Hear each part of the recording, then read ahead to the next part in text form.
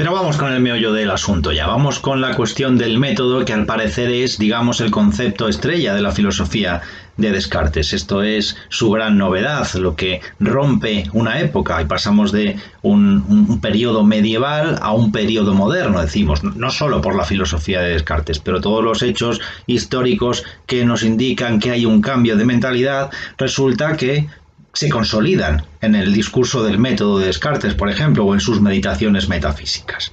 El caso es que, como hemos dicho antes, una vez que Descartes había terminado esos ensayos sobre óptica, sobre fenómenos naturales como el arco iris, sobre la geometría y otras cosas, pues al final decide no publicar, en vista de la condena de Galileo, la de 1333, decide no publicar un libro que él había escrito y que le dio algo de miedo sacarlo a la luz. Son las reglas para la dirección del espíritu. Prefirió guardarlo en un cajón y redactar una especie de prólogo para estos 3 ensayos. Resulta que este prólogo se convierte en uno de los libros más fundamentales de la cultura occidental en general. Este prólogo no es otro que el discurso del método, publicado en 1637 y que para muchos representa un perfecto resumen del pensamiento de Descartes.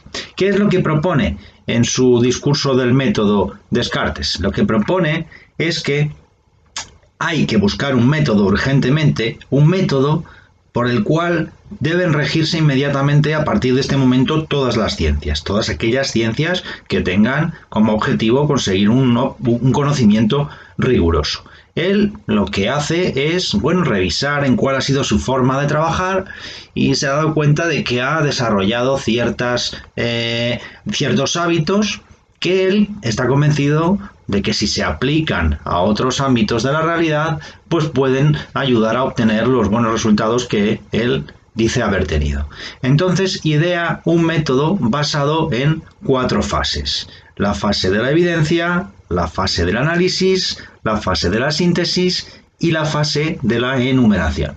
Estas son, digamos, las 4 fases del método que tenemos que aprendernos, digamos, de Descartes. ¿En qué consiste la primera de ellas? La primera de ellas, dice, es la regla de la evidencia.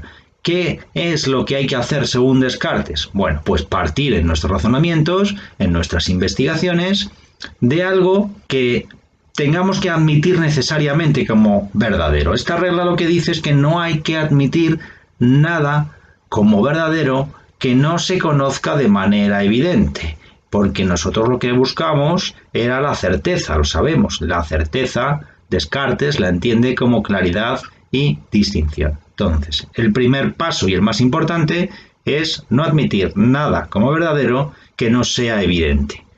A este acto de encontrar esta evidencia es a lo que llamamos una intuición, un tipo, una fuente de conocimiento. ¿Y cómo llegaremos entonces nosotros a esa intuición?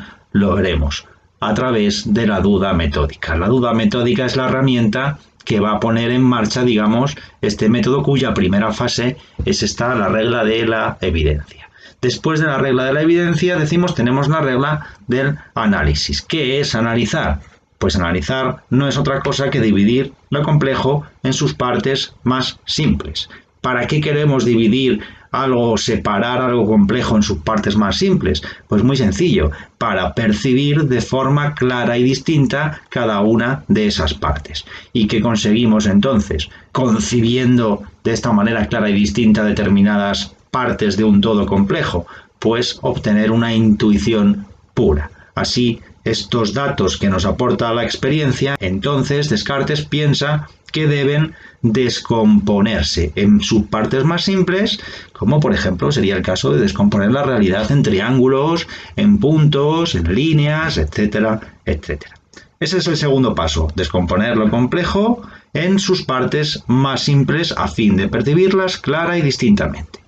La tercera fase o la tercera regla del método es la de la síntesis, es decir, con todas esas partes que hemos analizado y que hemos conocido ya de manera cierta, lo que tenemos que hacer ahora es una síntesis, el proceso contrario, volver a reconstruir y hacerlo deductivamente, siguiendo un método deductivo. Esta reconstrucción tiene que ser deductiva porque tiene que ir de las partes más simples a las partes más complejas otra vez. Pero no se trata de un mero silogismo, no es un razonamiento como era en Aristóteles, que el conocimiento eran silogismos, cadenas de razonamientos, y también de alguna manera lo pensaban así los pensadores escolásticos, sino que lo que nos está diciendo él es que esta síntesis se trata de un proceso mediante el cual, a partir de esos elementos más simples, se reelabora el saber, se construye un saber que es ya un saber más complejo que al inicio. ¿Cómo nos aseguramos que estas tres reglas, la de la evidencia, el análisis y la síntesis, funcionan y nos permiten obtener resultados confiables o resultados rigurosos? Pues añadiendo una regla más.